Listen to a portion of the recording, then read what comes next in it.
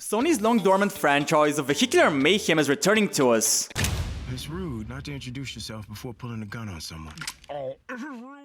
Only not in video game form as one would expect. Instead, this horde of demented characters, with backstories that would make your hair stand on end, are strapping themselves into their customized metal monsters for their first ever televised appearance.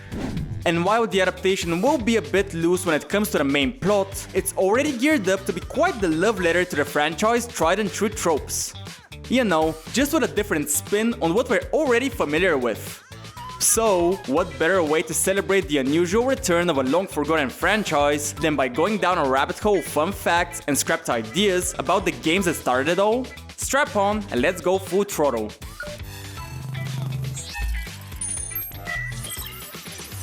For starters, did you know that the game's original concept was actually nothing more than a humble little pizza delivery simulator?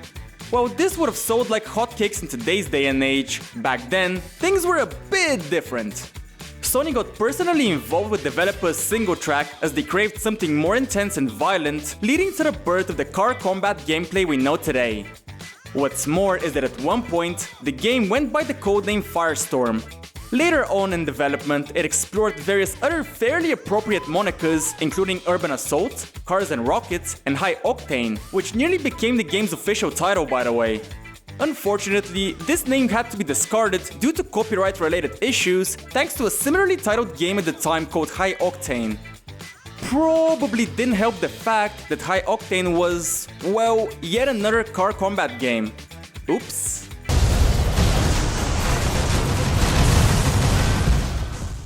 Now, here's a fun fact about the original Twisted Metal endings. You may remember that every character did have their own unique ending, but what you probably didn't know was that they were initially created as full motion videos with live actors to provide a cinematic experience.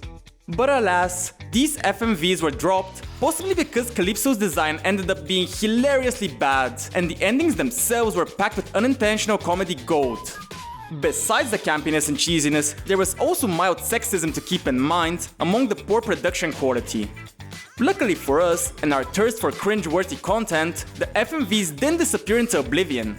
They were resurrected in Twisted Metal Head-On Extra Twisted Edition, allowing fans to finally witness them in all their glorious so bad it's hilarious splendor. And if you're feeling curious, you can even find these gems lying around on YouTube. Of course, it's not just the first Twisted Metal that gets all the fun trivia for itself. Both Twisted Metal Black and the 2012 remake had a ton of scrapped ideas, including storylines and endings. For instance, in Black's case, Axel's son rather than his wife would have been the one tragically murdered, while Dollface's mask was initially crafted by her father instead of her boss in early visions. However, these are all minor things in the face of a certain scene that just had to be removed due to censorship concerns. It involved Preacher, a character in the game, drowning an infant who was believed to be possessed. It goes without saying that baby murder, while fittingly edgy, was deemed unsuitable for the final release and had to be dummied out to comply with content regulations. Young lady. While the 2012 remake can't compete with infants dying, it did have a slew of rejected endings for one reason or another, all quite twisted in their own way. Sweet Tooth and Mr. Grimm both had two distinct alternative endings. Naturally, Grimm dies in both of his, either through an impossible motorcycle jump or fatal collision, while Sweet Tooth battles his own daughter in one of his endings. Perhaps the most enigmatic character of all of them, Dollface, was intended to have three distinct endings revolving around her desire to remove her mask. In one ending, her unmasking would have revealed the beautiful young lady underneath, but her distorted imagination would have continued to torment her due to these perceived flaws. In the second ending, it would have been discovered that Dollface was a robot created by Calypso's nemesis, while the third ending would have unveiled the grotesquely disfigured face behind the mask, driving Dollface to embark on a killing spree targeting supermodels. Neat. We're confident the show's gonna have plenty of the same sadistic and comically dark humor, which is why we can't help but be excited. Feel free to share with us in the comments if you're looking forward to the remake and tell us, which Twisted Metal game did you grow up playing the most? If you're a fan of vehicles blowing up, then you'd most likely enjoy the rest of our deep dives on action movies, shows, and games.